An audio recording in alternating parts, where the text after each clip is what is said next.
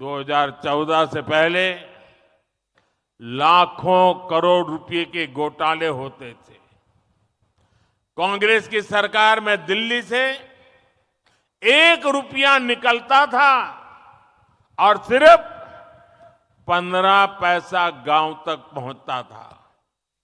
और ये मैं नहीं कह रहा हूं, कांग्रेस के ही प्रधानमंत्री ने कहा था कि दिल्ली से हम 1 रुपया भेजते हैं, 15 पैसा ही पहुंचता है।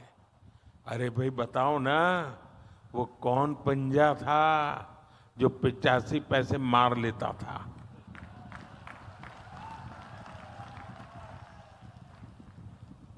मोदी ने कांग्रेस की लूट की ये पूरी व्यवस्था, मैंने इसको बंद कर दिया है। भाजपा सरकार ने अपने 10 साल में 34 लाख करोड़ रुपए, आंकड़ा याद रखिए, 34 लाख करोड़ रुपए सीधे लाभार्थियों के बैंक खाते में भेजे हैं। दिल्ली से 1 रुपया भेजा, पूरे 100 पैसे गरीब के खाते में जमा हो गए। रुपया 1 भेजो, 15 पहुंचे, 85 पैसा गायब हो जाए, वो जादू का खेल बंद हो गया। और जब डायरेक्ट पैसा जाता है तो एक भी पैसा कांग्रेस लूट नहीं पाई। अगर देश में कांग्रेस की सरकार होती तो ये कांग्रेस गरीबों के, ये जो 34 लाख करोड़ है ना, और राजीव गांधी वाला अगर मैं हिसाब लगाऊं तो 28 लाख करोड़ रुपए लूट लेते। 34 लाख करोड़ में से 28 लाख करोड़ गायब हो जाते। आजादी के बाद से कांग्रेस समझती थी कि उसे देश को लूटने का लाइसेंस मिला हुआ है। 2014 में सरकार में आने के बाद मोदी ने कांग्रेस की लूट का लाइसेंस ही कैंसिल कर दिया है।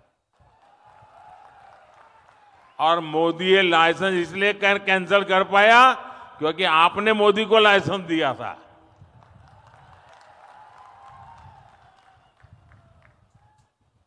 अब आप बताइए, जब उनकी दुकान बंद हो गई, लूटने का लाइसेंस चला गया, तो मोदी को गाली देंगे कि नहीं देंगे?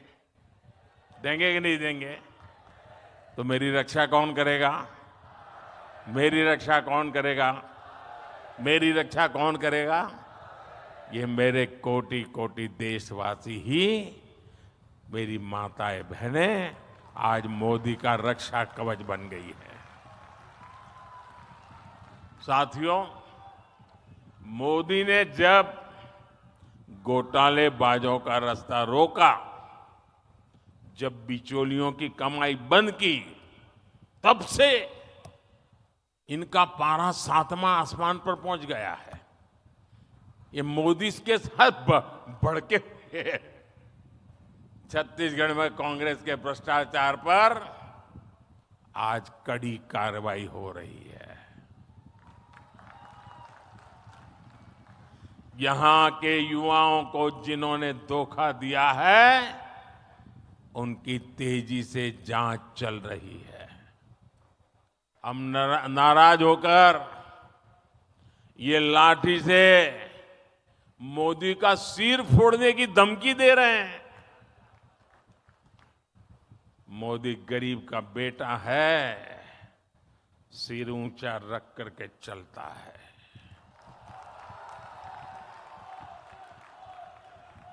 मोदी इनकी धमकियों से डरने वाला नहीं है। आप मुझे बताइए, गरीबों को जिन्होंने लूटा, गरीबों को जिन्होंने लूटा, उन्हें सजा मिलनी चाहिए कि नहीं मिलनी चाहिए? सब लोग बताइए, सजा मिलनी चाहिए? सजा मिलनी चाहिए। साथियों, कोई घर में घुस आए और लूटपाट करने लगे तो परिवार का हर सदस्य उससे भीड़ जाता है। मोदी के लिए तो मेरा भारत, मेरा परिवार है। मैं भी अपने देश को, अपने परिवार को लूटपाट से बचाने में जुटा हूं। और इसलिए मैं कहता हूं, भ्रष्टाचार हटाओ। और वो क्या कहते हैं? वो कहते हैं भ्रष्टाचारी बचाओ। चुनाव की रैलियां नहीं कर रहे हैं, भ्रष्टाचारी को बचाने की रैलियां कर रहे हैं। लेकिन ये सारे लोग कान खोल के सुन ले, ये मोदी को कितनी भी धमकियां दे दें, भ्रष्टाचारियों को जेल जाना ही पड़ेगा। ये मोदी की गारंटी है।